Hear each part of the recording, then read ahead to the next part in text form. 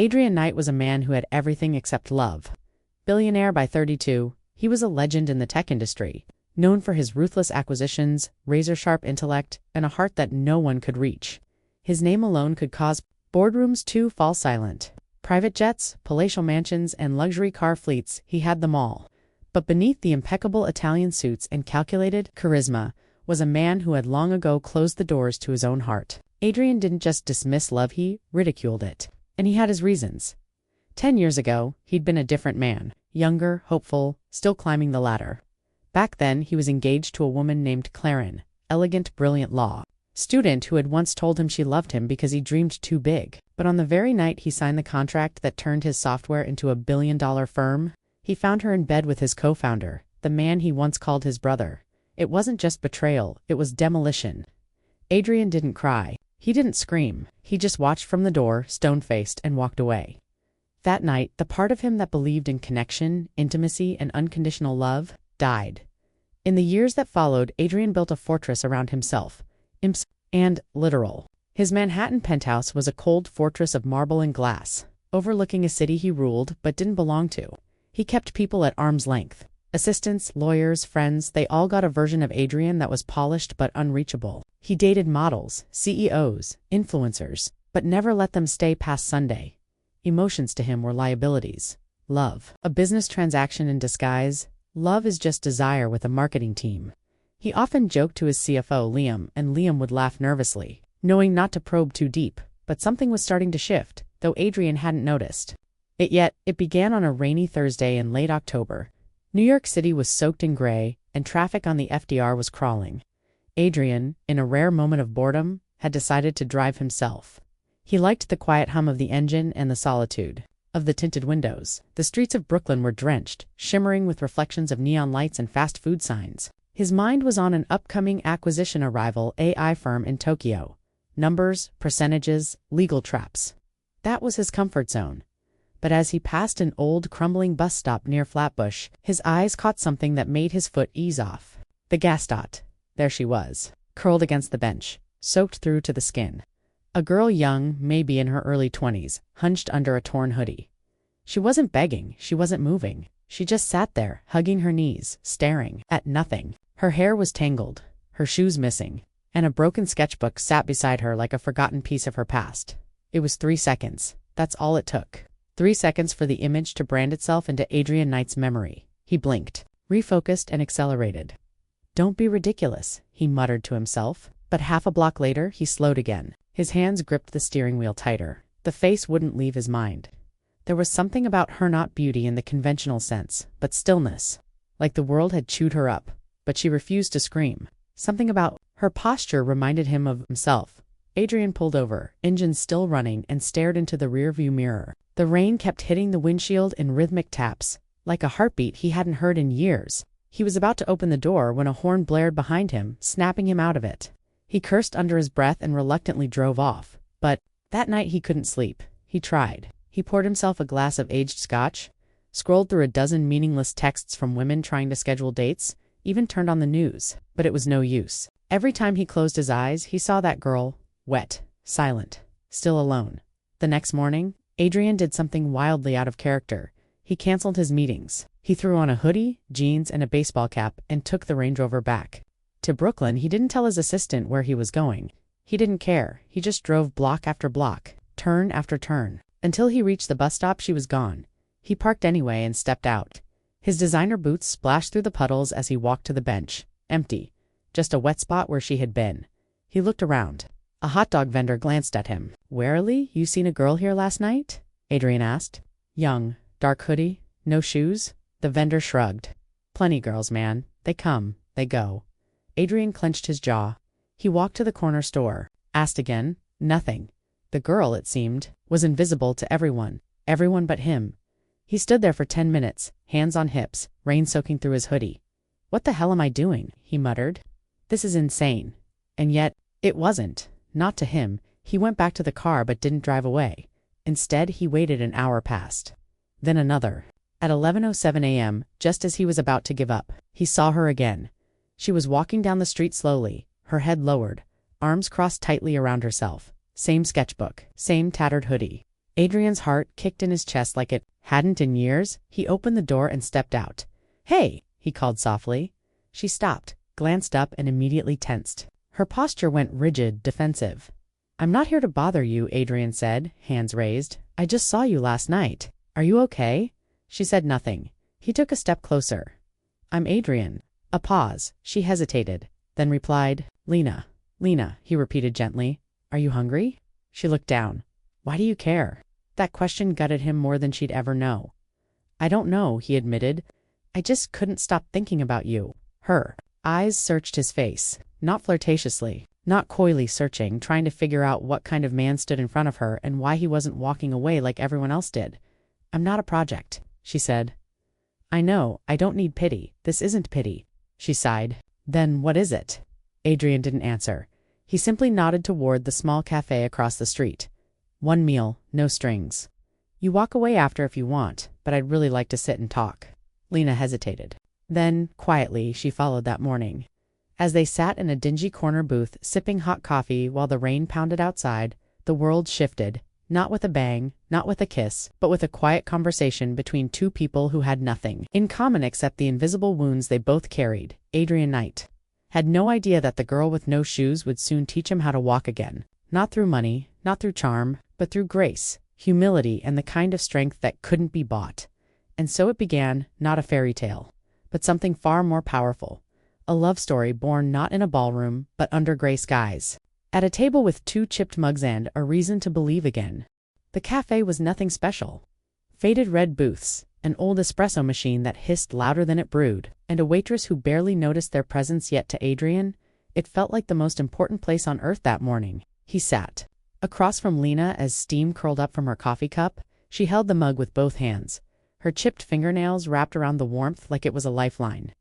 Rain continued to fall outside, turning the city into a watercolor painting. Inside, however, time had slowed, the kind of quiet that made you notice every breath. Adrian had never felt awkward before, not in mergers, not on stage in front of thousands, not even during billion-dollar interviews, but now, in front of this girl with tangled hair and silence. In her bones, he found himself fumbling. Lena didn't speak much. She simply nodded when he asked if the coffee was okay. She stirred it 3 times before taking a sip, then stared out the window as if trying to remember how it felt to be seen. "You don't have to talk if you don't want to," Adrian said softly, watching her. "I just thought you looked like someone who deserved a warm place for once." She glanced at him. "People don't usually think that about me. They should." Lena raised an eyebrow. "You don't even know me." "Maybe not," Adrian said. "But I know what it looks like when someone's pretending not to exist." That made her look down, her lips tightening into a line. She looked like she was holding something heavy in her chest, a weight built from years of being ignored, dismissed, or worse used. Adrian didn't push. He just let the silence stretch between them until it folded into something more comfortable. "Why? Are you really here?" she asked after a long pause. Adrian blinked. "What do you mean?" "You're dressed like a millionaire trying to look poor," she said, her voice flat. "And your watch probably costs more than this cafe's rent." He glanced at his wrist, realizing too late that the understated Rolex still gave him away. "I didn't come here to lie," he said finally. "My name is Adrian Knight. Run a few companies, and yes, I'm wealthy, but none of that matters right now." Lena raised her chin slightly. "It matters to people like me." He leaned forward. "Then maybe that's the problem." She said nothing, but her expression softened. For a moment, he caught a glimpse of the girl behind the defenses, a girl who had once been full of dreams, who still held fragments of her former self close, like glass shards in her palm. "I don't take favors," she said finally. "I didn't offer a favor, just breakfast." She gave a wry smile. "And what happens after breakfast? You give me a ride, offer a room in your penthouse, and then what? You expect something in return?" Adrian's face didn't even flinch. "No, that's not who I am. How do I know that?" He shrugged. "You don't. I guess you'll have to trust your gut." Lena studied him for a long moment. Her eyes weren't just cautious, they were trained. Like someone who had learned the hard way that trust is currency, and most people spend it to isolate. But underneath all that guardedness was exhaustion. Real exhaustion. The kind that seeps into your soul. "Fine," she said quietly. "You want to help? Don't give me charity. Give me work." That caught him off guard. "Work, yes," she said. "I can clean, cook, organize, paint. Whatever you need. I need to feel useful again." There was something in the way she said it, not desperation. Dignity. She wasn't begging, she was demanding a reason to matter. That struck a part of Adrian that hadn't felt alive in years. He nodded slowly. I own a few places. There's a small gallery cafe on the Lower East Side. It's mostly art. Books, coffee used to be my favorite spot before I got too busy to visit. It could use someone who gives a damn. Lena narrowed her eyes. You'd give me a job just like that. He leaned back. Not because you're a charity case. Because I believe people who survive rainstorms deserve dry clothes and a key to the door. She didn't smile, but she nodded. Just once, later that day, Adrian drove her to the cafe himself. He didn't send a driver, didn't alert the staff, didn't even mention her name to anyone in advance. When they arrived, Lena stepped out slowly, staring at the faded art house sign above the door, like it was a gateway to another world inside. The cafe smelled like dust, old paint, and forgotten ideas. Canvases lined the walls. Books lay in small, mismatched piles on every table. The espresso machine hadn't been used in weeks. It was beautiful, but tired. I don't know if this place is worth saving, Adrian admitted. Lena stepped toward. A crooked painting on the wall, a charcoal sketch of a faceless woman with wings. She reached out, gently straightened it. It's more than worth saving, she said. It's still breathing. Adrian turned to her. So are you. She didn't answer. Over the next few days, Lena threw herself into the cafe like it was her lifeline. She dusted, rearranged, repaired. She wiped the windows until they shined, reorganized the books by genre and author, even fixed a leaking pipe under the counter using a wrench she borrowed from the mechanic next door. Adrian visited once, expecting to find her struggling. Instead, he found her singing softly to herself as she repainted the menu board. Her voice was light and untrained, but sincere. It reminded him of lullabies he hadn't heard since his mother passed. It reminded him of peace. Hey, he called gently. Lena turned, startled. A smudge of white paint streaked her cheek. She looked down at herself, suddenly I'm sorry. I didn't expect you. It's your cafe now, he interrupted. You don't need to apologize. She blinked. I thought it was your cafe, he smiled faintly. Not anymore. I just fund it. You make it come alive. That night, Adrian sat in his penthouse alone, a plate of untouched pasta in front of him, thinking about how the girl he met in the rain was now the only reason he remembered what warmth felt like. For the first time in years, he wasn't chasing a merger or a party or a meaningless weekend fling. He was thinking about how Lena had rolled up her sleeves to scrub the cafe floor without a single complaint. He was remembering the way her fingers brushed over old books, like they were friends she'd lost and just found again. He was recalling the look in her eyes. When she saw the espresso machine come back to life, he was falling, and he didn't even realize it yet.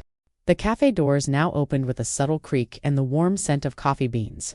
It had only been a week since Lena stepped into Art House, but the place already looked like it had exhaled for the first time in years.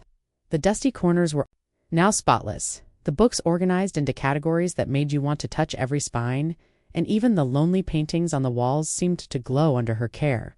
There was no announcement, no ceremony, but a transformation was underway, and Lena was at the heart of it. Adrian watched from a corner table unnoticed. He'd arrived early, dressed down in jeans and a plain gray t-shirt, trying to blend in.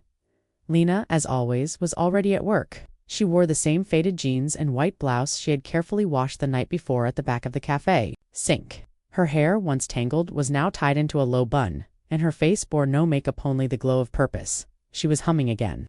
A quiet tune he didn't recognize but had come to associate with peace. It wasn't the song that fascinated him, it was the rhythm in her movements. The way she wiped the counters in slow, circular motions like it mattered. The way she lit the candles on each table, even though it was morning. The way she stood by the window for a moment and let the sunlight fall on her face before she turned back to work. To anyone else, she was just a worker. But to Adrian, she was a revelation. The first customer walked, an older man with a stack of manuscripts under his arm. Lena greeted him with a smile and a simple, "Good morning, sir." There was no fake cheer, no polished pitch, just warmth. That man would return every day from that moment on. Adrian stood quietly and stepped behind the counter, surprising her. "Need a hand with the register?" he asked, glancing at the ancient machine that looked like it belonged in a museum. Lena looked at him with a half-laugh. "You know how to use this thing?" He shook his head. "Not a clue. But I figured it's time I earned my coffee." She arched an eyebrow. "You're the boss. You don't have to earn anything." "I'm trying to learn," he replied, sincere. Starting with humility, she stared at him for a moment before handing him a rag. "Start by cleaning the espresso machine." "It's a diva." He took the rag, grinning. "Yes, ma'am." That afternoon, something shifted. Adrian, the billionaire who hadn't washed a dish in over a decade, rolled up his sleeves and cleaned alongside her. They worked in tandem, him wiping down the machines, her restocking shelves. They laughed when the milk steamer sprayed foam all over his shirt. They argued gently about the playlist. They exchanged glances that felt heavier than words. By evening, the cafe was bustling, not with crowds but with life. A local poet asked to do a reading on Fridays. A nearby artist dropped off 3 canvases to hang in the back room, and a shy teenager came in to ask if they were hiring. Lena looked at Adrian. He nodded. Double quotes, yes, she told the girl. We're hiring. After the rush died down, Lena collapsed into a chair, her hands sore, her feet aching.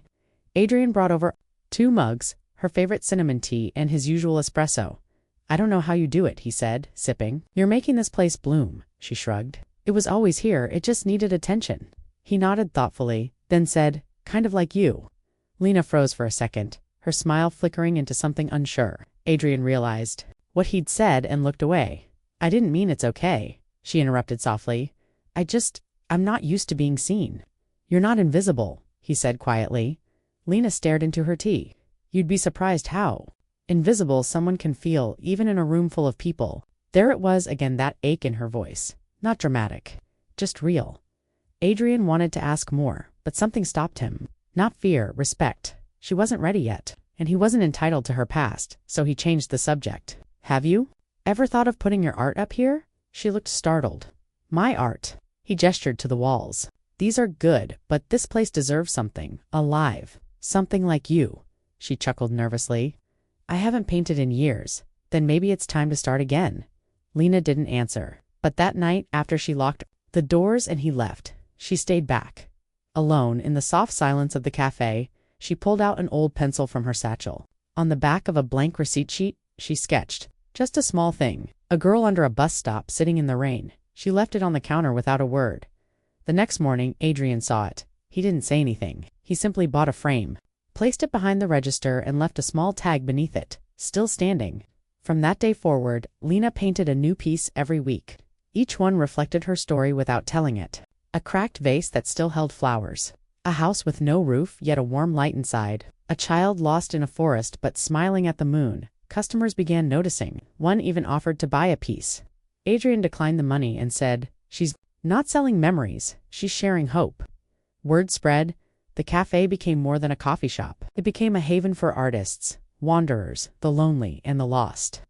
Lena was at the heart of it, moving through the space like a quiet storm that left beauty in its wake. Adrian continued to show up, often under the excuse of checking inventory, but everyone knew he came for her. Still, he hadn't confessed anything. Not yet. He didn't want to ruin what was growing between them. It was delicate, unspoken, and real. He respected her space, but every time she smiled at a customer or wiped her hands on her apron and tucked her hair behind her ear, he felt a little more. One evening, as they closed up, Lena leaned on the counter, exhausted. I don't know how I'm still on my feet. Because you're stronger than most, he said. She looked at him with a strange expression. You say that like it surprises you. He thought for a second. It doesn't surprise me anymore. It humbles me. She was silent for a moment. Then she whispered, do you ever get scared? Adrian blinked. Scared? Of letting someone in, of feeling too much. He nodded slowly. Every day, she exhaled like she'd been holding that question for a long time. Me too, she said. It wasn't a confession. It wasn't even a flirtation. It was something more powerful, a moment of truth. They didn't touch. They didn't lean in for a kiss. They just stood there. 2 people who had spent their lives building walls, realizing, maybe, just maybe, it was safe to open a door. That night, as Adrian drove home, he didn't turn on the radio. He didn't check his phone. He didn't call his driver. He just drove in silence. Lena's face lingering in the glow of the streetlights, her voice echoing in his mind. Do you ever get scared? Yes, he did. But for the first time, it didn't make him want to run, it made him want to stay. The mornings at Art House had become sacred, not because of the coffee, although Lena had mastered the perfect brew, not because of the playlist she curated from a dusty iPod she found in the back room, but because of the silence. It was a different kind of silence, intentional, warm, alive. It wasn't the void Adrian was used to in his penthouse, the kind that echoed no matter how much gold or granite you poured into a room. No, this silence had breath. It had light. It had Lena. Every morning, Adrian would arrive before opening. No bodyguards, no meetings, no headlines. Just him, Lena, and 2 coffee cups hers. Always had cinnamon dusted on top. His pitch black. First, and they didn't need to, she worked behind the counter. He sat near the window, sometimes pretending to read. Other times just watching the steam curl from his cup like time itself. Was learning how to be still. It was during one of those mornings that Lena began drawing again. Not for the cafe walls. Not for the customers. But for herself. She kept a small black notebook hidden under the register. Between shifts, she'd take it out, sketching quickly in the margins of invoices or napkins faces, clouds, broken mirrors, a city skyline with wings. Adrian never asked about it, but he noticed that one morning as the sun filtered through the dusty windows, he said, gently, "Can I see?" She looked up from behind the counter, startled. "See what?" "Your notebook." Lena hesitated. "It's not for sale. I'm not trying to buy it." "Then why do you want to see it?" "Because I want to know how your mind works." She laughed softly, and it surprised both of them. That's a dangerous place to go exploring. Wandered through darker places. Another long pause. Lena held his gaze this time. Slowly, she handed him the notebook. Adrian opened the first page and felt something catch in his chest. It wasn't the technique, though. Her skill was undeniable. It was the truth, raw, brutal, gentle truth, bleeding through pencil strokes. Were portraits of faceless people holding hands, staircases leading to nowhere, a child holding a paper boat against a tidal wave. But the one that stopped him was a drawing of a coffee cup. Cracked, yet still steaming. "You drew this," he whispered. Lena nodded slowly. "It's you," she smiled faintly. "Isn't it all of us?" Adrian closed the book carefully. "It's beautiful." "No," she corrected softly. "It's honest." He handed it back with both hands as though returning something sacred. "So are you." Their eyes met, and for a moment the world narrowed down to a table, a notebook, and a silence that felt like a promise. That night, Adrian couldn't focus on his work. His billion-dollar empire felt meaningless compared to the pages of that sketchbook, compared to the girl who carried tragedy in her spine and kindness in her fingertips. His assistant texted 3 times about an urgent Tokyo call. He ignored them all. Instead, he wrote a note. "Meet me at the rooftop garden tomorrow, 7 p.m. Bring your sketchbook." He left it folded inside her apron pocket the next morning. Before quietly exiting the cafe when Lena found the note later that afternoon, her hands trembled. No one had ever invited her anywhere simply because of her art, her existence, her truth. She stared at it for an hour before finally whispering to herself, "What if I say yes?" At 7 p.m. she arrived. The rooftop was part of Adrian's private complex, but he had transformed it for her. There were string lights draped like stars above a wooden bench overlooking the city skyline, and a quiet jazz melody playing from hidden speakers. No waiters, no press, no extravagance, just a table, 2 chairs, and 1 sketchbook, clutched nervously in her arms. Adrian stood as she approached. "You came," he said softly. "I almost didn't belong in places like this." Adrian shook his head. "Then the world's been lying to people like you." They sat under the quiet night.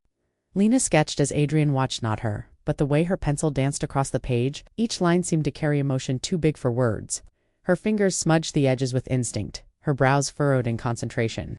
He had seen CEOs draft merger blueprints.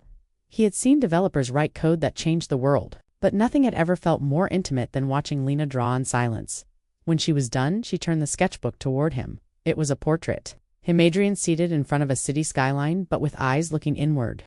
A man surrounded by lights yet cloaked in shadow. A man who owned the world but had no home. He blinked. "That's me." "That's how I see you," Lena replied. "Not the billionaire, not the suits. The man underneath." He stared at the image. "One's ever drawn me before?" No one's ever looked properly. They sat quietly after that. The kind of quiet that only exists between people who are starting to know each other's ghosts. Eventually, Lena stood. "I should go."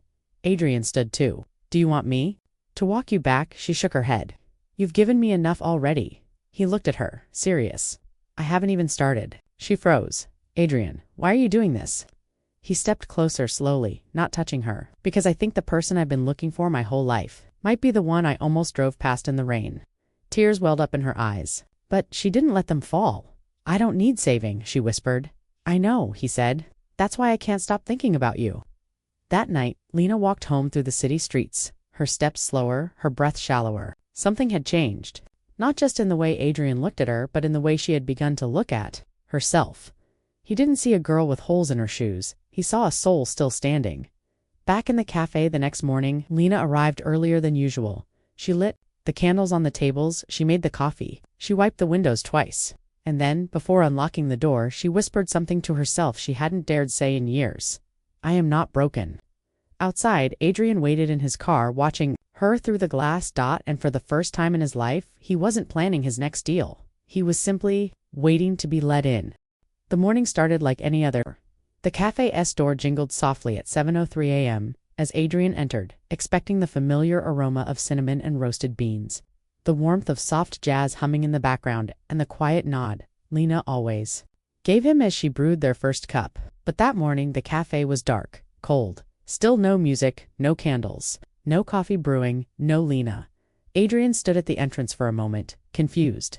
It wasn't just that she wasn't there, it was the silence. The place felt hollow, as if someone had scooped the soul out of it overnight. He stepped inside and checked behind the counter. Her sketchbook was missing. Her apron, usually draped over the chair near the back, was gone. The register drawer was locked. Nothing was stolen. Nothing was broken. She was simply gone. At first, he tried to reason with himself. Maybe she was running late. Maybe she wasn't feeling well. Maybe she just needed a day off. But Lena always left a note, even when she stepped out for 20 minutes. She believed in communicating, if only in scribbles on sticky notes. Adrian searched the counter, the office, even the broom closet. Nothing. By 8:15 a.m., the panic began to settle into his chest like a weight. He called her phone disconnected. He called the landlord of the small apartment she had reluctantly moved into 2 weeks ago. After refusing to stay in any of Adrian's properties, the landlord hadn't seen her either. The neighbors didn't even know her name. By 9 a.m., Adrian was on the street, hoodie on eyes, scanning every alley, every bench, every face that looked remotely like hers. He drove back to the park, where he'd first seen her. Nothing. He checked the soup kitchen where she once volunteered to repay a meal. No one had seen her. The cold rain had started by then, a fine drizzle that soaked through his clothes. He didn't care. He walked through the underpasses and train stations, peered into tents and over park fences. Nothing. By noon, the drizzle had become a steady downpour. His hair was plastered to his forehead, his hands frozen from gripping the steering wheel too tightly. He circled blocks over and over, heart thudding, mind racing. Had something happened to her? Had someone from her past found her? Had she just disappeared? And then, just as he turned the corner near an old church on 108th Street, he saw her. She was sitting alone on a wooden bench beneath a leaking bus stop shelter, knees drawn to her chest, her face hidden beneath the hood of her coat. The rain had soaked her sleeves, her shoes were muddy, and her sketchbook rested in her lap untouched. Adrian slammed the brakes and leaped out of the car. Lena. She didn't look up. He reached her in seconds, kneeling in front of her, heart racing. What happened? Where were you? I've been looking everywhere. I didn't mean to scare you, she said quietly. Her voice was steady, but something in it had cracked. Adrian searched her face. Are you okay? She nodded slowly, then hesitated. No. He sat beside her, drenched in rain, not caring who stared. Talk to me. She stared out into the falling water. I got a letter yesterday, from my stepmother's lawyer. Adrian's stomach dropped. What did it say? She wants to reclaim my father's estate. Says I forged signatures. Says I lied about everything. Lena's voice shook, but her expression didn't. It's not about money. It's about reminding me I don't matter, that I never did. Adrian gritted his teeth. That's not true. You matter. You matter to me. Lena closed her eyes. You're kind, Adrian, but you don't know the things I've done just to survive. Then tell me, he said softly. She looked at him, truly looked. Why? So you can save me? No, he said. So I can understand the woman I'm falling in love with. The words hung in the air like thunder. Lena stared at him, stunned. Her lips parted, but no sound came out. Rain drummed against the metal above them, but it was silent between them. You don't mean that? She whispered. I do, Adrian said. And I don't care what your past holds. I care that you've survived it. I care that you still smile. I care that you still create beauty in a world that tried to bury you. Tears welled up in her eyes. I was going to disappear, she whispered. Run, start over somewhere. I didn't want to be your burden. You're not, Adrian said, his voice trembling. You're the only thing that makes sense to me anymore. She broke then, not in a dramatic sob, but a quiet collapse. Her shoulders shook as she leaned into him, burying her face in his soaked chest. Adrian wrapped his arms around her like a shield, like the world couldn't touch her while he breathed. They stayed like that for a long time. Eventually, he guided her into the car, wrapped a dry towel around her, and drove her to his lake house. An hour out of the city, quiet, safe, away from the noise. She didn't protest. She didn't ask questions. She just stared out the window. her fingers still gripping his sketchbook like it was the last piece of her identity. At the lake house, he made her tea. She didn't drink it. She sat by the window and stared at the rain as it kissed the surface of the lake. Adrian pulled a blanket around her shoulders and sat on the floor beside her. Waiting. After a long time she spoke. My father used to tell me I had fire in my fingers, that I could paint feelings. But after he died, they told me it was worthless. That I was worthless. Adrian reached for her hand. They were wrong. She looked at him, eyes tired but alive. You really love me? I do. I'm a mess. So am I. And in that quiet lake house, beneath a gray sky, something new bloomed. Not romance, not fantasy, but trust. A fragile, trembling kind of trust that only grows when two people have seen each other's darkness and stayed. The lake house had become a sanctuary, quiet, distant, unbothered by the rhythms of Manhattan life. Days passed in slow, meaningful motions. Lena rose early to sketch by the wide windows. The lake bathed in morning light. Adrian brewed coffee. For both of them, a ritual that now felt sacred. He didn't hover. He simply stayed close, quietly mending his own brokenness in the warmth of her presence. She spoke more now, never all at once, but in stories that came like slow rain. She talked about her father's laughter, her first art exhibit in high school, and how her stepmother's words had carved deep scars. She was only just learning to unsee. Adrian listened, not to respond, but to carry pieces of her pain so she didn't have to hold it all alone. One evening, as they sat by the fireplace, wrapped in the silence between logs crackling and teacups steaming, Adrian placed an envelope in her lap. Lena looked at it carefully. Her name was written on the front in calligraphy, no last name, just Lena. She turned to him. What is this? Adrian smiled gently. An invitation. Her brows furrowed. To what? He didn't answer right away. Instead, he sipped his tea, eyes on the flames. There's a gala this Friday, a fundraiser for the Global Arts Preservation Trust. It's the largest gathering of patrons, artists, and curators in the country. I'm a major donor, and I want you to come with me.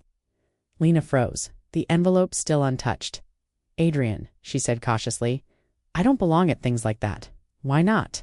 I don't wear gowns. I don't have pedigree. I'm not polished. I'd be a walking embarrassment next to you. Adrian leaned forward. Lena, the only thing embarrassing would be if I walked into that room without you.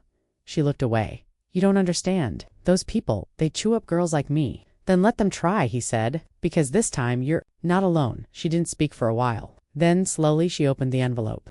Inside was a black gold invitation on velvet paper. At the bottom, in fine print, her name had been added. Lena, no titles, no labels, just her. Please say yes, Adrian whispered. Not because I need you there, but because I want you there.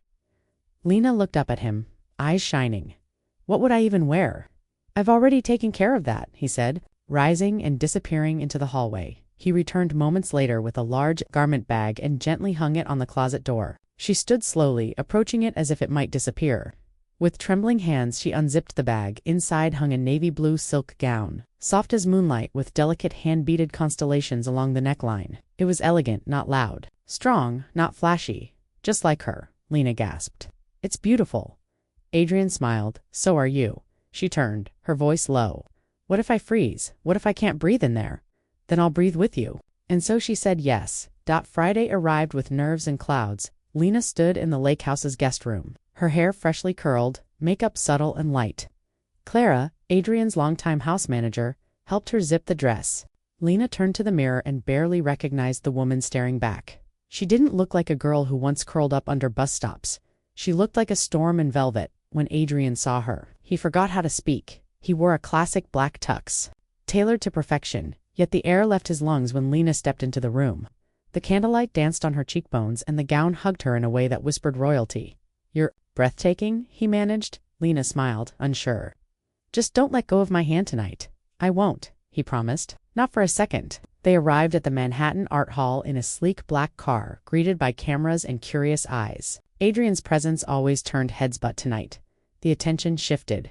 People whispered, who was she? A new model? A foreign heiress? But Lena walked with quiet grace, arm in arm with Adrian, her spine straight even as her heart raced. Inside, the hall glowed with chandeliers and soft cello music. Waiters passed champagne. Laughter echoed from silver-tongued investors. The walls displayed priceless art. Every guest sparkled like they were born from gold. Adrian leaned in. You okay? Lena gave a small nod. Ask me again in 10 minutes.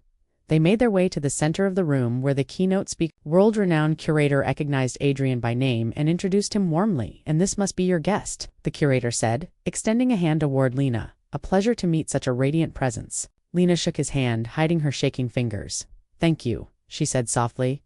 Whispers floated in corners. Some admired her elegance. Some sneered quietly, picking apart her unknown origin. But then something changed. Lena saw a young artist in the corner, setting up his modest installation. He looked lost among the giants. No one paid attention to him. She stepped away from Adrian for a moment, walked over and struck up a conversation. She asked about his work, his technique, his struggle. Slowly, others gathered, drawn by her genuine interest. Within minutes, the artist had more eyes on him than the centerpiece exhibit. Adrian watched from across the room, his heart swelling. She wasn't trying to fit in. She was creating space for others to rise later. When a powerful collector tried to subtly insult her with a backhanded compliment, "You carry yourself so well for someone not from our circle," Lena smiled, and replied gently, "I guess I just found my circle elsewhere." Adrian's laughter was genuine and loud. The collector walked away embarrassed. As the evening wound down, Lena stood near a window, the city lights painting her face in gold. Adrian joined her, 2 glasses of sparkling cider in hand. "I've never been prouder," he whispered. She turned to him. "You believed in me before I remembered how—" He touched her hand because I saw what you couldn't. She paused. And now he stepped closer. "Now I see everything. There, in that hall of crystal and elegance, under the weight of stairs and chandeliers." Lena realized something. She didn't feel like she was pretending anymore. She belonged, not because of her dress, not because of Adrian, but because she had finally stopped apologizing for who she was. Adrian had always measured time in seconds, in contracts, in deals that closed with a click, and signatures that turned hours into headlines. But now, time moved differently. Since Lena, every moment stretched into something sacred like soft jazz lingering after the music ended. He no longer counted profits. He counted glances, laughs, the way her hands slightly trembled when she held a wine glass, or how she bit her bottom lip when she concentrated on a painting. And that's how he knew he had fallen, not with a crash, but like mist dissolving into morning. Lena hadn't conquered his heart. She had quietly unpacked her truth inside it. Tan stayed.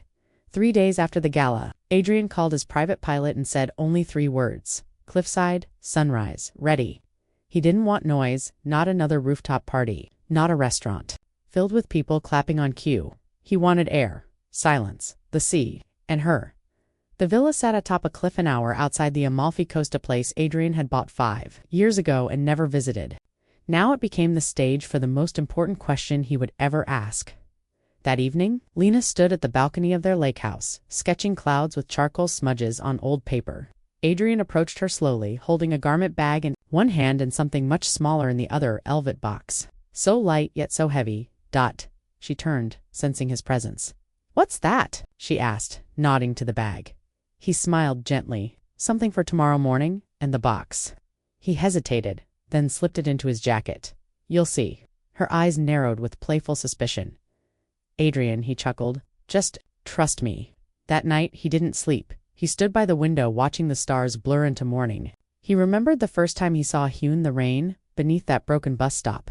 He remembered the ache, the confusion, the quiet heartbeat that never left him since. Now, that heartbeat had a name. Lena. At 4:30 a.m., just before dawn, Adrian gently woke her. "Come," he whispered. She stirred, confused. "Where are we going?" "To see something you've never seen before." Wrapped in the soft silk dress he had chosen for her, a pale silver blue that shimmered like starlight, Lena followed him to the helipad. They flew in silence, her fingers laced with his. When the sun began to rise, casting golden hues across the sea, the villa came into view. Lena gasped. The cliffside opened like heaven's doorstep. Below, the waves whispered against the rocks. Above, the sky was blushing with light. Adrian helped her down gently. A stone path led to a circular clearing, surrounded by wildflowers and candles flickering against the wind. In the center stood an easel, on a blank canvas. Lena blinked. "What is this?" Adrian turned to her, heart pounding. "Your future." She stared at him.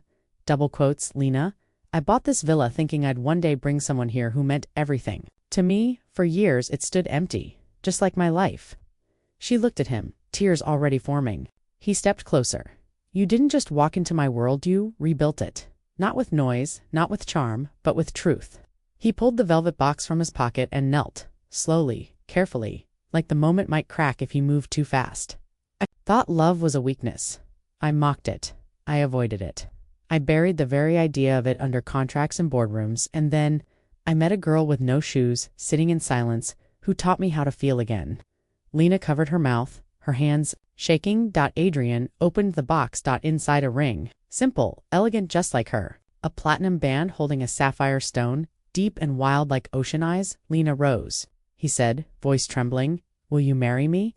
For a moment she couldn't breathe, and then, through tears, she whispered, "Why me?" He stood slowly. "Because you never tried to change me. Because you saw me when I didn't want to be seen.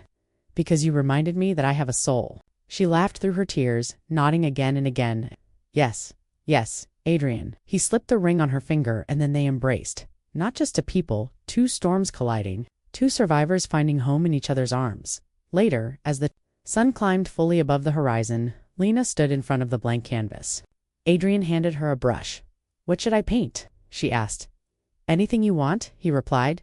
"This is your new beginning." She dipped the brush into a soft blue and painted a single wide stroke across the canvas, like the sky opening. Adrian stood behind her, arms around her waist, and together they watched the sea dot in the world's eyes. He was still a billionaire, and she was still the girl who once lived in shadows. But in this moment, they were just two hearts, choosing light.